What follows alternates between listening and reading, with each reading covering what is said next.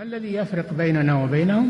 منهج السلف، لأن السلف هم الذين فهموا الكتاب والسنة وساروا عليهما، فنحن نتبع السلف الصالح.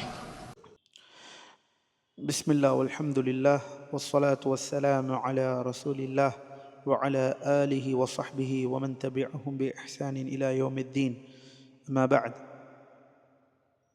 ரமதான் நினைவூட்டல்கள் தொடர் 3. நோன்பின் பலன்கள்.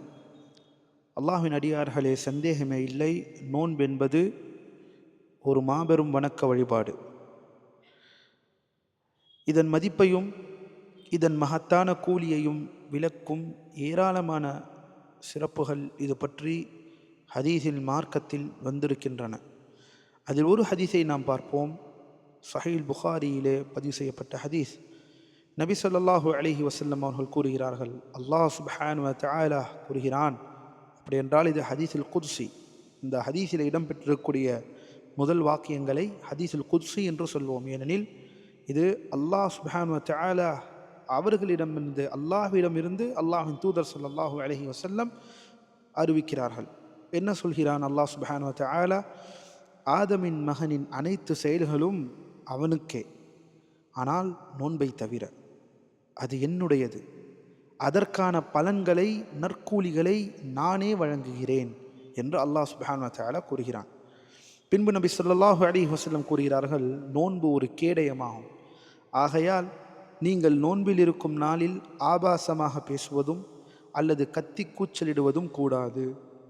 உங்களை யாராவது ஏசினாலோ அல்லது சண்டையிட்டாலோ நான் நோன்பு நோற்பவனாக இருக்கின்றேன் என்று அவர் கூறட்டும்.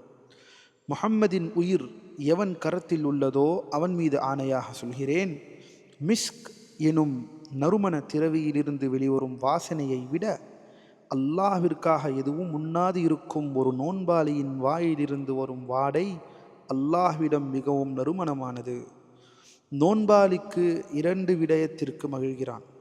ஒரு நோன்பாளி 2 விடயத்திற்கு மகிழ்கிறான். ஒன்று, மாலையில் அவன் நோன்பு திறந்து மகிழ்கிறான்.